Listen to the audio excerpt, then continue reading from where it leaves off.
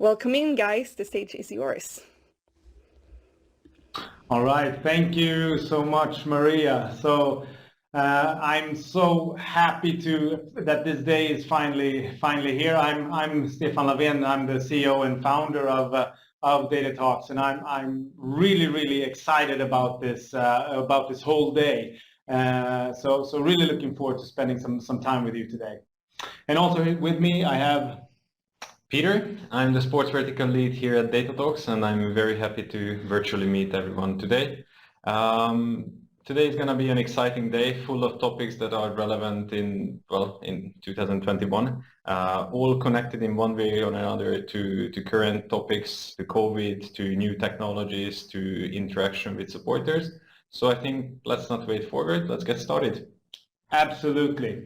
So my real hope for today is that you'll find this day really rewarding, and that you'll find it possible for it to bring home some really great takeaways from today. And I also urge you really to make sure that you interact with us when that's possible. And don't be afraid to reach out to us even after today if there is something that you would like us to elaborate on, or if there are questions that actually come up after the event. So don't hesitate, always reach out to us. We really feel we want to share, so please do that. Right, so we have some amazing speakers lined up for you today, as Maria just showed you. So let's not wait anymore. Let's get this day started. Let's do that. Yes. And what could actually be a better way than actually starting by reflecting on why it is important for you to be here, why it is important for you to attend supporter experience talks, right? Well, obviously you've joined because you found the agenda interesting. And that can be because you feel that you want to discuss the supporter experience, or you want to actually learn more about how to leverage data, or actually your curiosity is more being hands-on about our CDP. That does not really matter, whatever your agenda for joining today. I think the bottom line is that what you all have in common is that you have come to realize that there are so many things changing right now around you that it's not really possible for you to keep on doing what you have been doing. You need to think differently. You need to improve, and you need to get ahead of your competition. And you do have competition. Your competition is, of course, not the other clubs or other sports, but rather other companies or other players out there in different markets seeking the attention of your fans. That is your biggest competition. And we all know that the attention span is very short. And that's a reality for any business or any club for that matter. But what is actually changing, and what exactly do you need to do, and how do you do that? Those are some of the questions that I think still need some answers, and hopefully we can give you some of those answers here today. So no matter what changes that you see that are needed in your organization, at the center of that is most likely a discussion about the supporter experience, and above all, data. And it should be, because supporter experience and data, however you put it, is important. And that importance will just keep on increasing. But let's zoom out a bit and look why that is. Well, once again, bottom line, it's because we are all emotional creatures. We don't make rational decisions. We make emotional decisions. And then we seek the rational arguments to support that decision. And that's something that's been proved actually by a Nobel Prize winner, Richard Thaler. So sparking the emotional side is key. And this also shows in numerous studies that engaged supporters will spend more in every interaction that they have with you, whether it's in the stadium or if it's actually online and you're in your merchandise store. They will spend more, and they will also come back more often. But to address the emotional side, you need to personalize, and you need to be relevant in your communication with your fans. And for that, you need to you need to understand your supporters. You need to know your supporters, which makes you need data. And you need to start using that data as the valuable asset that it can be.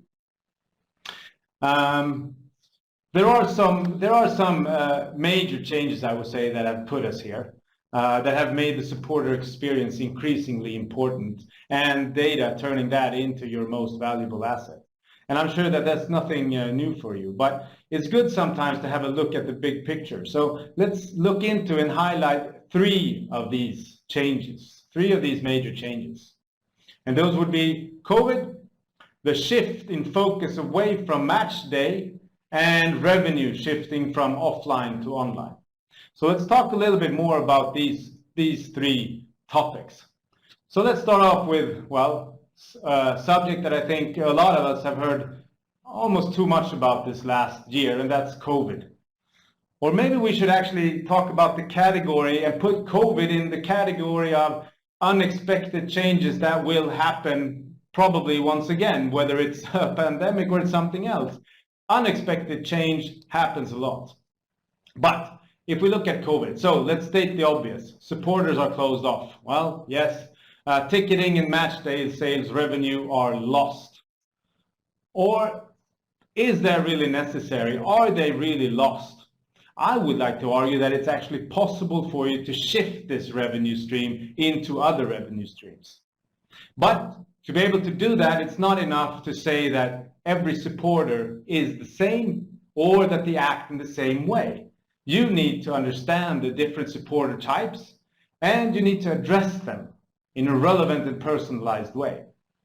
Let's look at some examples. If you want to secure some portion of the season ticket sales, well, try to do that on the segment that actually would be interested or would actually really want to still buy season tickets even if it's not possible to go to match games. If you want to create an understanding that your initiatives in supporting your local community will benefit from supporters buying a jersey or a scarf or other merchandise, then tell that to the supporters that will be engaged by that, by you telling them that. These examples can, of course, go on, and there are so many other ones, but this points out that what you need to do is you need to know your supporters, not as a collective, but as individuals. And for that, you need data. And you need to be working with the data in a structured and actionable way, and that is what a customer data platform can help you with. That's where you can find these different segments and then also act on them. Activate those segments, make them engaged, and make them engaged with you. Another thing that has happened, which is also shedding some light on a change that has been going on, I think, even before COVID, is that in many leagues, the broadcasting revenues, which are substantial, are dropping.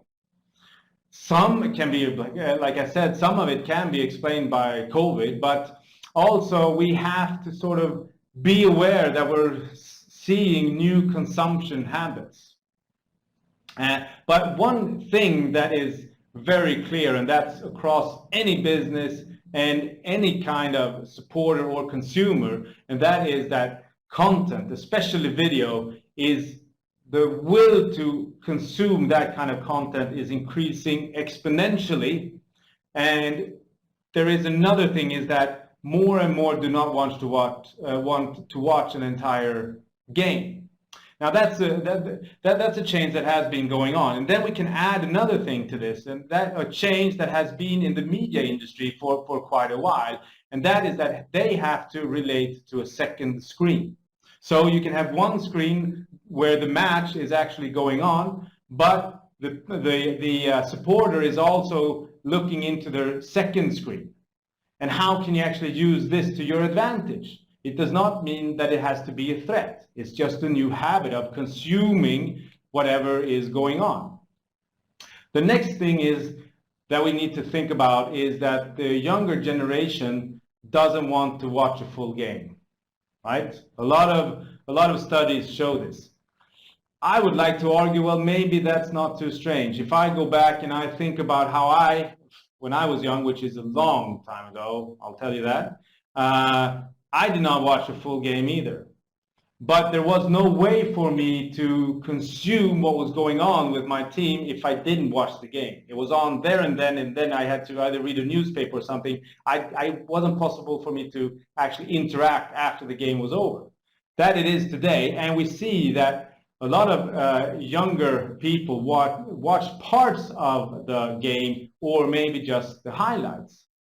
But they're still just as engaged as other supporters, but they have a different behavior. And you have to understand this. That I have a good example of that. The NBA has a subscription today where it's actually possible for you to only pay for the last quarter of a game. The point is that you need to see behavior of different supporters. You need to understand that there are different behaviors in different supporter segments, and you need to act in a personalized and relevant way. And once again, for that, you need data. You need to be able to work with it in a structured way. You have to be able to act on it. And that's, once again, that's what a customer data platform would help you with. So the last thing I would just like to mention about the COVID situation, or in that area or in that topic, and that's talk a little bit about the transformation or the change in sponsorship, where we see a clear shift in focus from just exposure to more be about the activation. And this, of course, once again, not solely because of COVID.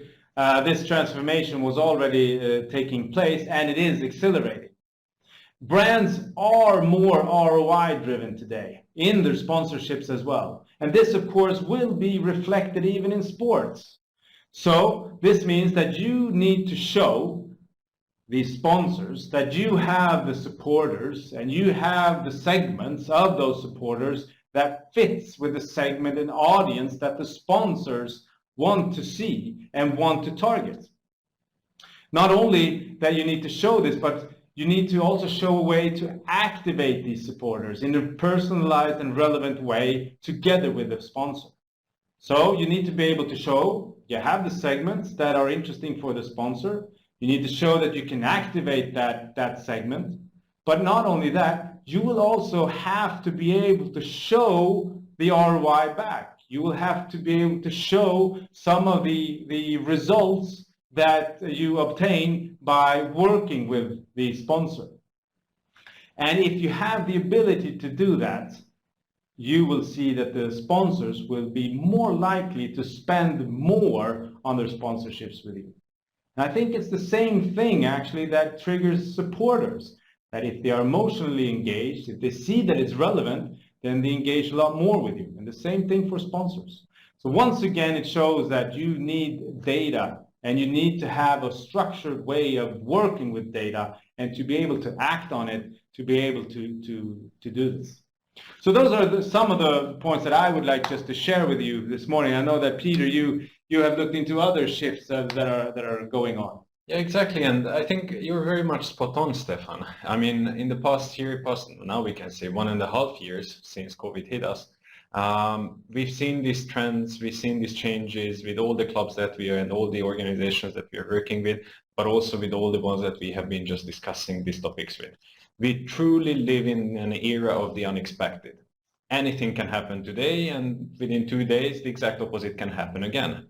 Let's just think about what happened with the Super League as well. Nothing COVID related, but just saying how turbulent era we live in. Yeah, in a category of unexpected change. Yeah, exactly. Yeah. It was unexpected waking up Monday morning, seeing that, oh, there is a Super League. And then 2 days later, oh, there's no more Super League. So that's how we live in. But coming back to COVID for just one more second, I mean, we really see that it is a true and really big disruptive force. And disruption is good and bad at the same time. Of course, we see the negative impact it has made on sports and on other industries. But it has also been disruptive in a positive way because it was a catalyst for many changes that were long overdue. It speeded up processes that the clubs were already thinking about, but they haven't really been prioritizing this.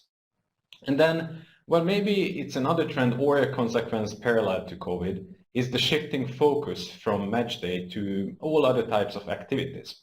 Now, we are not saying that the matches and match days and sports events are not important anymore. We are just saying that the relationship between supporters and the sports organizations are much more versatile than they have ever been before. And let's just take a historical view. Well, Stefan, you mentioned your childhood and when you were young. So before the millennium, before the 2000s, let's say you were that young. Yeah, exactly. So before the millennium, when people really could just interact in a offline way with their sports organization, the only thing they could do is go to the matches, watch it on a TV, read about it in the newspaper, or go to a pub and talk about it with their friends. It was a very like one-sided communication between the clubs, and there wasn't that much interaction at all. It was an idolization of a brand, and that's it. But with the millennium and the spread of the internet, actually more channels appeared, first just to support the matchday experience, the website, social media, mobile application, which have also opened up a new way of communication between the fans and the clubs. Now there is two-way interaction. There are quizzes, there are surveys, there's comments, there's likes. It's a lot of things that happen during the entire week between the clubs and the supporters. Yeah. And these weekdays are becoming even more important now during COVID, when actually the top of the pyramid, the match day, is like half taken away. No supporter can enter the stadium, which is of course bad, but on the other hand, it is a positive trend because the clubs can focus on more innovations in the digital space. They are really reliant on the interaction, they are really reliant on the engagement, and in order for their survival, they need to work on these topics, they need to work on multiple channels, they need to work with the right message to the right people to keep the loyalty, to keep the engagement for the times after COVID. And hopefully that time is coming. But also, like, we need to think about this changing focus a little bit more and from other types of aspects. Before, when Stefan was young, the one message for all really worked. You could send the same newsletter, you could send the same message in the newspaper, and it was read by people. Yeah, you were just happy to get something, actually. I was a toddler, I don't know. Yeah. But today, well, you need to segment, you need to personalize your communication, and you need to listen to your fans. And just another example for this, it's a little bit less highlighted from this whole saga with the Super League, but there was an interesting fact between Real Madrid and UEFA. The president of Real Madrid actually said that if the younger audiences and if the supporters in general demand it, the games could be considered to be shortened. Now, I'm not saying that the football match should be less than 90 minutes, but I'm just saying it is actually not a vicious idea to think about listening to the supporters, what they want, how they prefer to consume, and how they interact with their brands. But then let's not talk too much about the Super League anymore. It has been on the news enough, just as COVID. But let's just talk about what kind of realizations that the clubs and sports organizations have made based on all the meetings I had with the different organizations during the past year and based on the effects of COVID and the shifting focus from the match day. So one thing, it is clear now, and it is clear in all meetings that I have, that is the importance of controlling your own data. Like, all clubs have spent enormous amount of resources on building their social media follower base, which is great. Everyone has like hundreds of thousands or millions of followers on Facebook, Instagram, and so on. It's great, and it used to be great. But then you're really dependent on a third party, and if the third party decides that, let's change the algorithm, then one day to another, you need to start paying for reaching your own audience, which is obviously not quite fair, and you need to really realize that, so if instead I have control of my supporter base in my systems, in my way, then I can talk to the people whenever and on whatever channel I want. I don't know if you, can I just reflect on something? I don't know if you're going to mention it, but there is also a technology change that is connected to that, and that's the third-party cookie. Is that something you will mention, or? Okay, so I'll just very briefly. I mean, so you're talking about the control of your own data, and that, yes, that is definitely very, very important. And there is a technology change that's happening right now, and that is that the third-party cookie will die. It's already dead when it comes to when you talk about Apple and Mozilla, and Google is doing the exact same thing. And in a year, the third-party cookie will be gone. So there is a definite need to think about how do you get control over your data. because you will have to have a strategy for that. And if the time to get it is running out, actually, it will impact even the sports business for sure. It will have a huge impact on the retail, but it will impact as well the sports business. So you need to think about that. And that I just want to mention that when you talk about control of your own data. Exactly, but that's very true. And all in all, what it comes down to is the importance of controlling your first-party data. What is first-party data? Good news, sports clubs have a lot of first-party data. Yes. There's the ticketing data, there's the merchandise data. You actually have the data in social media to some extent. You have your quizzes, your surveys, the in-stadium data. There's a lot of data. The whole point is to finally start collecting, combining, and structuring up your own data, for example, in a customer data platform. Okay, but then now we have talked a little bit about COVID, we have talked about this shifting focus, but let's look a little bit more on the revenue side. So we see, and I said that COVID has been disruptive, and so is the shifting focus. We see that the revenues from broadcasting is declining. We see that the traditional exposure-based sponsorship is declining. We see that the matchday revenues are currently still lost. That's on the negative side. And also, most studies actually agree that the impacts, the financial impacts of COVID will stay within the sports industry at least until 2024, and who knows how long after. So anyone who's not wearing shades can agree that there's no going back. There's a new reality coming, and that new reality needs to be prepared to be based on customer expectations, and well, by that it needs to be based on data. So it will mean that there will be many new revenue streams created. And it will also mean that revenue streams will be much more concentrated around supporter interaction one way or another. So instead of the central broadcasting money, or as a complement to a central broadcasting money, more and more clubs will start their own subscription channel, their OTT. And that is what we will have a session about today with PAOK. They are the industry leaders on OTT. Also, more and more clubs are focusing more and more on the merchandise. It needs to take a bigger piece of the pie. More merchandise, more versatile product offering, and reaching out more as an e-commerce retail business to the supporter base needs to be done. Also, many of the clubs are having supporters not only locally, but at least nationwide, but also globally. Now, the internationalization is going to continue. The reaching out to previously untapped markets, reaching out to previously unconnected supporter groups will continue, which will result in first investment, but later on in returns. And last but not least, the exposure-based sponsorship, as you said, Stefan, will be more and more shifting towards activation-based sponsorship. The brands want to reach out to people in their target groups, and they want to measure in one way or another some kind of conversions. And with all this, I mean, now we looked at COVID, we looked at the shifting focus, and we also looked at the revenue. So basically what we can say that, yes, COVID has been very disruptive. We live in a disruptive area where a lot of things are changing, and there's no way back. There's no way back. Also, we see that the revenue model that most clubs have been living on is not sustainable anymore.